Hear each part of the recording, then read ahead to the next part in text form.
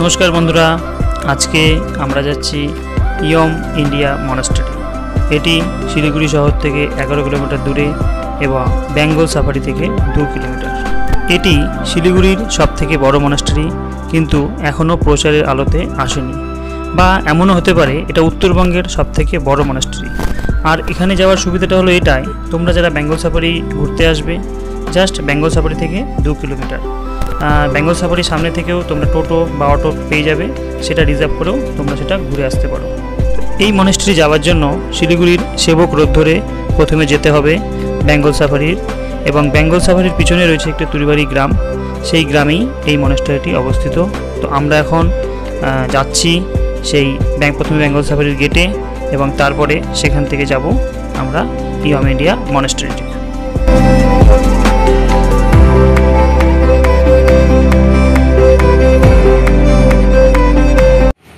চলে এসেছি বেঙ্গল সাফারির এই রাস্তা ধরেই এগোতে হবে আমাদেরকে ইয়ম ইন্ডিয়া মনাস্টারি। এটাই বোধহয় শিলিগুড়ি তো সবথেকে বড় মনাস্টারি, উত্তরবঙ্গেরই মনে হচ্ছে সবথেকে বড় মনাস্টারি। তো চলো তোমাদেরকে মনাস্টারিটা দেখাই।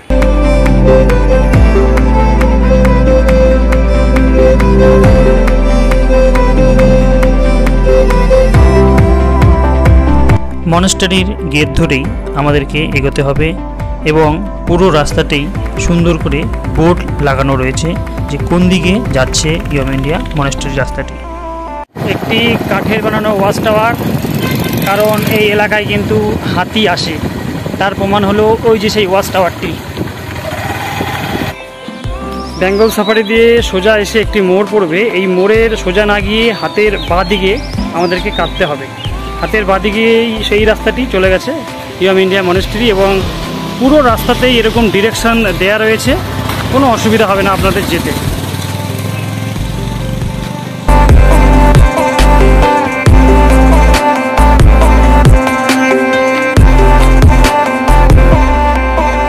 অনেকটা কাছেই চলে এসেছি, এই রাস্তা ধরেই একটু এগোলেই মনাস্টারিটা দেখা যাচ্ছে।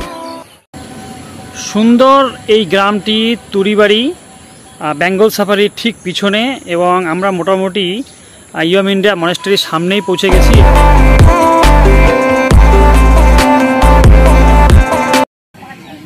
চলে এসেছি ইয়ম ইন্ডিয়া মনাস্টারি। এটি সকাল 9টা থেকে বিকেল 5টা অবধি খোলা থাকে এবং সোমবার বন্ধ থাকে। মনাস্টারির গেটটি খুবই সুন্দর এবং আশপাশ দিয়ে সুন্দর কারুকার্য করা রয়েছে।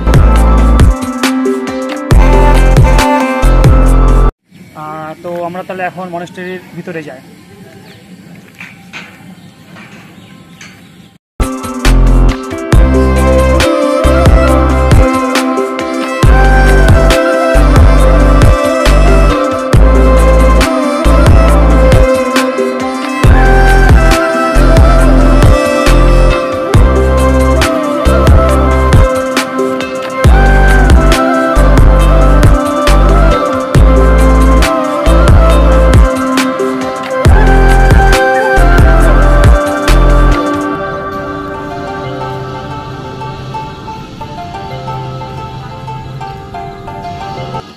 পুরো মনাস্টারিটায় একেবারে মনে হচ্ছে যেন একটা ছবি, মানে তুলি দিয়ে আঁকানো, কেউ আঁকিয়ে রেখেছে। হাতের ডান দিকে পুরো পাহাড়টা দেখা যাচ্ছে, ক্যামেরাতে কীরকম আসছে আমি জানি না। আর পুরো এলাকাটা দেখে মনে হচ্ছে যেন আমরা একটা স্বপ্নের দুনিয়ায় আছি।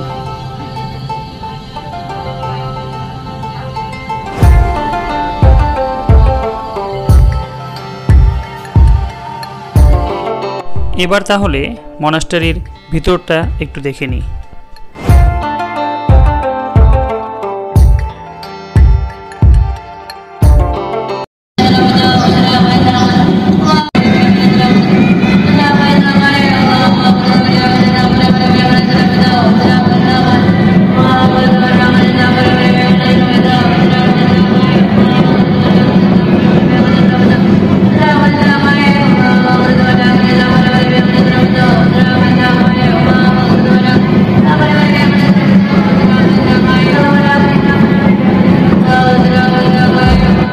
এবার চলো আবার বাইরের দিকটা ভালো করে দেখে নিই।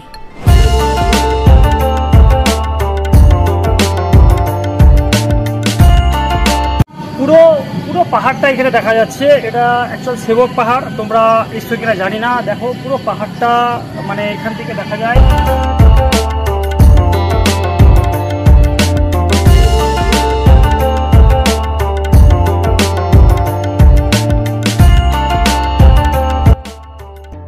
পুরো মনেস্ট্রিটাই এই সিম্বল দিয়ে মোড়া আছে, মানে পুরো মনেস্ট্রির চারপাশ দিয়েই।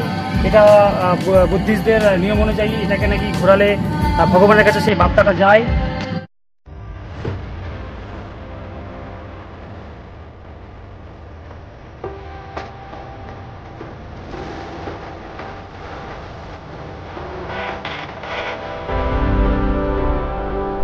এটা মনাস্ট্রির পিছন দিক। এখানেও সুন্দর করে ঘরগুলি বানানো রয়েছে একদম পাহাড়ি কায়দায়। আর এখানে বৌদ্ধ ধর্মের কিছু মনীষীদের ছবি আঁকা রয়েছে, এটিও দেখতে খুব মনোমুগ্ধকর। মন্দিরের পাশে একটি ঘরের মধ্যে অনেকগুলি প্রদীপ লাগানো ছিল ভগবানের উদ্দেশ্যে, এবং সেখানে একটি কাচের মধ্যে পুরো মনেস্ট্রিটির প্রতিবিম্ব দেখা যাচ্ছে। এটি কিন্তু মনেস্ট্রি নয়, তার প্রতিবিম্ব।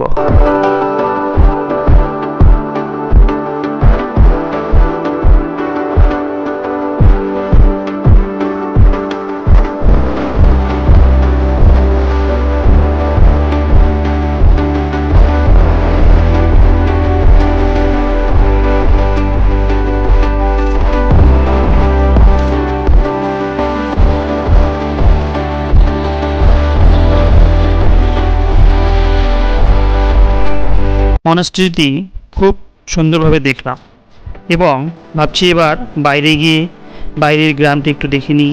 আসার সময় দেখলাম গ্রামটিও খুব সুন্দর।